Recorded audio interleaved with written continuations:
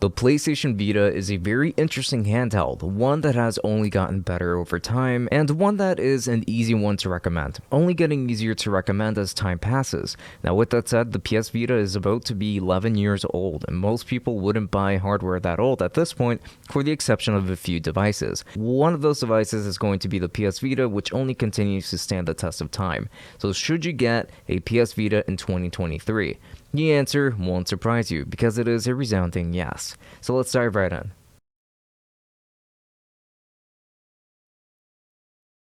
The exterior design consists of what I would say, honestly, has aged really well. Here we are looking at a plastic build that at first glance would look like it's got some glass across the back and the front of this device. Now the display is actually glass, of course. This device still looks incredibly sleek. Now this is the 2000 model, but the 1000 model still looks great too.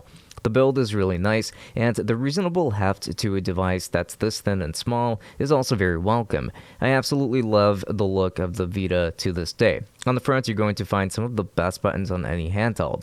They are very clicky, and the D-pad is one of the best ones out there in my opinion. We've also got double analog sticks, but they do not click down for L3 and R3. On the back, you're going to find a rear-facing camera and rear touchpad. On the bottom, you're going to find a micro USB port and the headphone jack, as well as the memory card slot. On the top, you're going to find the game card slot, volume controls, and the sleep-wake button. Overall, it's simpler I/O, which is quite fine, honestly, which is pretty normal from hardware of this time. Now, this device features a 5-inch 960 by 544 IPS display that looks really good. This display isn't an OLED like the one on the 1000 model, but it is still a fantastic display, and thanks to some modifications that you can make after homebrewing this device, you can make some display adjustments to saturate the colors more if you want to.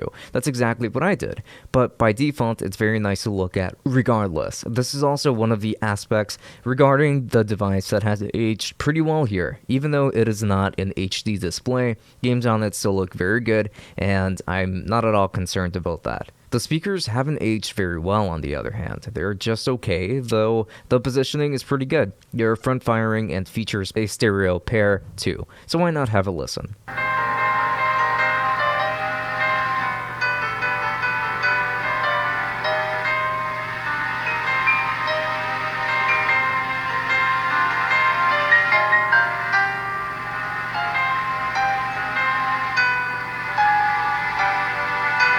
Normally, I would talk about the default OS that you get, but I will say that you probably shouldn't get a Vita if you don't intend on homebrewing, because that's when you get the absolute most out of it. It's how you truly modernize the system to be great value in 2023. So I really recommend that you look into homebrewing your system. This is because after you homebrew your system, you can do things like adjusting the color temperature to different color profiles through an app like, let's say, LCD Color Crunch, though there are other options that I've seen.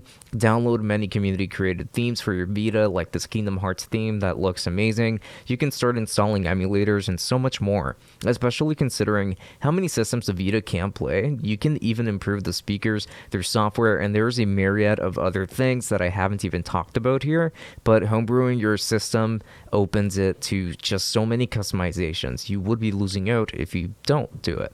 Now, I wanted to talk about some game performance, and yes, that even includes PlayStation Vita games. So, obviously, PS Vita games will run perfectly as intended, but I wanted to emphasize that you can install a, let's say, 256GB micro SD card and download a bunch of games from your library onto it. Now, that means that you can't use your physical games at the same time as this mod, since it takes up the cartridge slot, but it is very effective nonetheless, so you will be purely digital from here. So this mod already makes this a much more viable portable device, since it makes it way easier to take your entire library with you, and since Vita games are relatively small, this is no problem for it to handle, so keep that in mind. Either way, Vita games will run perfectly off of this SD card as well with no slowdown, and I never experienced any kind of performance issues with it, so I can only speak pretty highly of this experience. And by the way, I know that a lot of you have asked, but even if you homebrew your system, you can still earn trophies, so don't worry about that. Now moving on to SNES Performance. This was also very easy for this device to handle. Now I wanted an SNES emulator so that I can play very old RPGs, and that includes one that no one ever talks about, which is Shin Megami Tensei 2. Now, this RPG runs really well on the Vita, and as for other games that I have tested on it from the SNES, it runs very well too. I do use a standalone emulator called Cat SFC, and it all runs pretty well here. I really enjoyed the experience of playing SNES games on this device, so I can recommend it to you as well if you wanted a good SNES portable machine. So when it comes to PlayStation 1 performance, you do get pretty good performance overall. You can use Adrenaline to emulate PlayStation 1 games, which is strongly recommended, but unfortunately, Adrenaline still isn't working for me because I can't just get it to recognize my file location for the ROMs that I have already downloaded for it. So I can't really use it for PSP or PlayStation 1 games, but you should still be able to. It's just that I haven't really gotten around to it or to figure that out. Now, luckily, I can still emulate it using Retroarch, and I do get pretty good performance, as you will see with something like Final Fantasy Tactics. It's pretty well done, but it would be even better if Adrenaline worked for me. Still have a lot of work to do in that regard, but PSP should also be perfectly playable this way. Now, regarding battery life, I do think that it's been degrading on my particular unit, which is kind of unfortunate. I would calculate somewhere around 3 hours of battery life from straight up playing a Vita game, which is less than I was used to before. With other games and emulators, it's still maybe about 4 hours, but still closer to 3, which isn't that much better, but it's fine, I suppose, at least for now. So in conclusion, this PlayStation Vita has been really nice to have around. I don't know for how much longer I will be able to say that, though, because eventually there just won't be proper support from the community for the Vita. I mean, everyone moves on at some point, right? But right now, even in 2023, I can recommend the PS Vita for everything that it offers. I still love it and still speak very highly of it, and it's for a good reason. If you have a Vita that you haven't touched in a while, I recommend that you dig it up and give it another try because there is a ton of value left in it.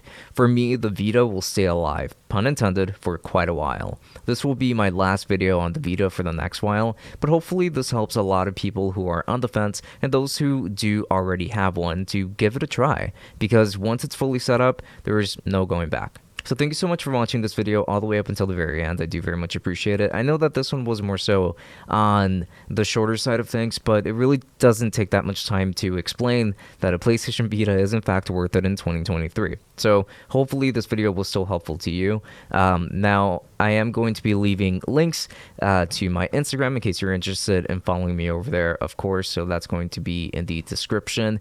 And with that said, this has been Francisco from Tech Summit. Thank you for watching, and until next time, enjoy.